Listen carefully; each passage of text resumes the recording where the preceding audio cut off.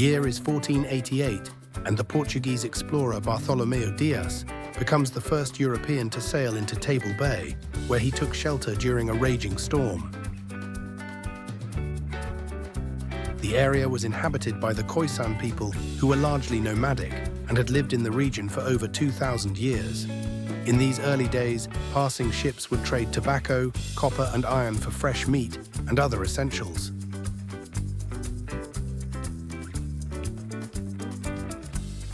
The outstanding feature of the area is without a doubt Table Mountain. It was officially named by the explorer Antonio de Saldanha in 1503. However, the Khoi people called it Herikwago, or Mountain in the Sea.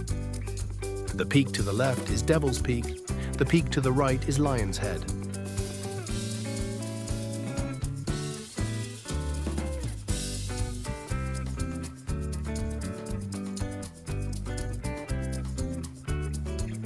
In 1652, Jan van Riebeck and other employees of the Dutch East India Company arrived in the area to set up a refreshment station for ships making the passage around the Cape on the way to the east.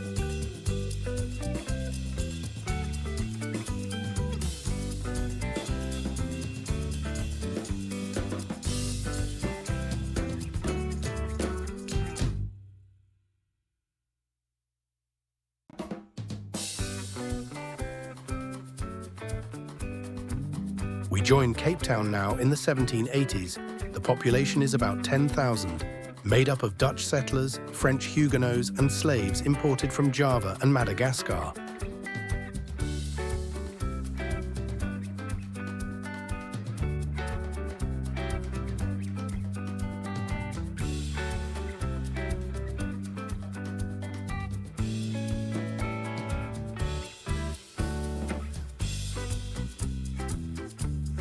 The small settlement is laid out in a grid pattern.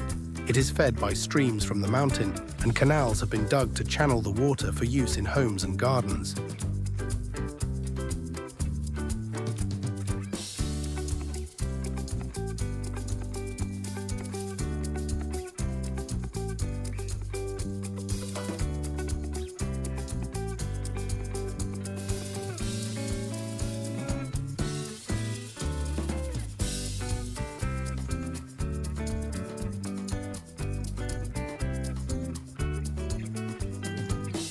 A sturdy fort has been built from clay, stone and timber near the mouth of one of the streams. It has been named the Fort of Good Hope and will provide protection for the city in its ongoing conflict with the British.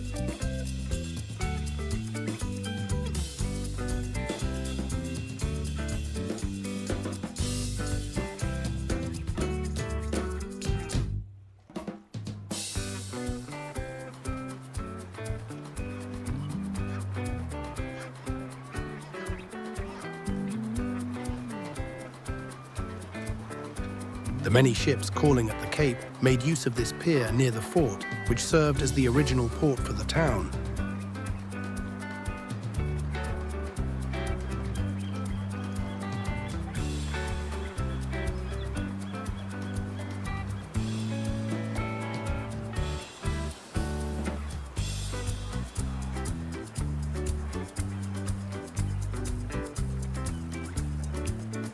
Fishing boats landed at Roggebaai, which translates to Rocky Bay.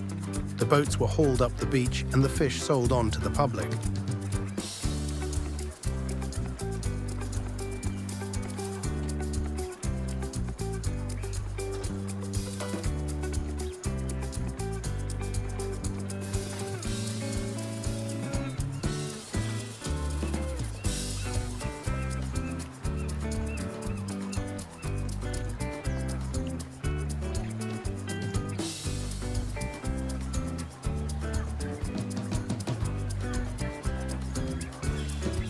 A large open space adjacent to the fort served as a parade ground for the troops and a market for the town. Today it is known as the Grand Parade.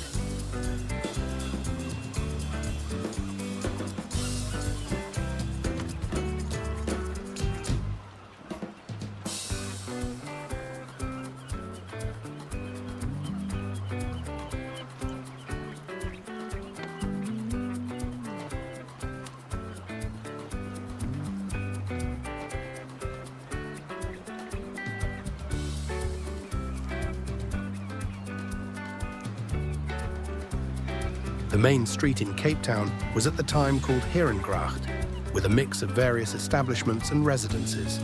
This was the main thoroughfare from the sea up the hill towards the Company Gardens.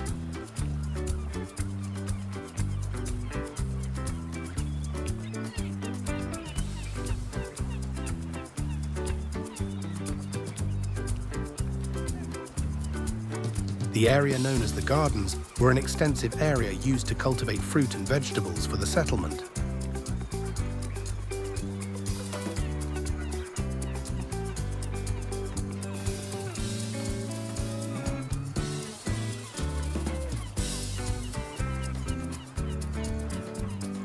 To the north, at the mouth of two rivers, was an island accessible by small boats.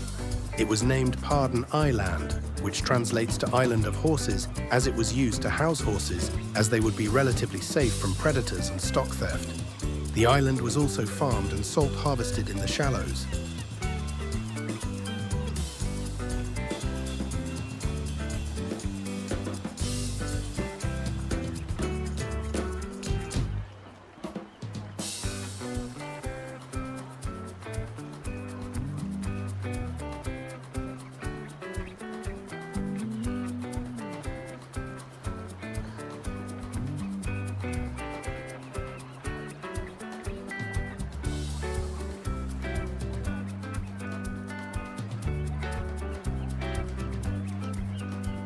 On the hill to the west of the town, a signal fire was built and a mast erected for flags in order to message ships in the bay.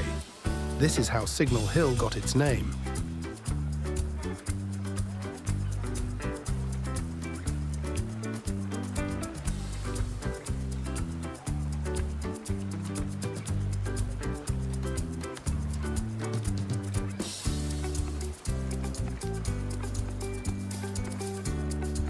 As the dawn of the 19th century approached, the town was in for some exciting times, as war with Britain saw control of the Cape change hands many times in the next few decades.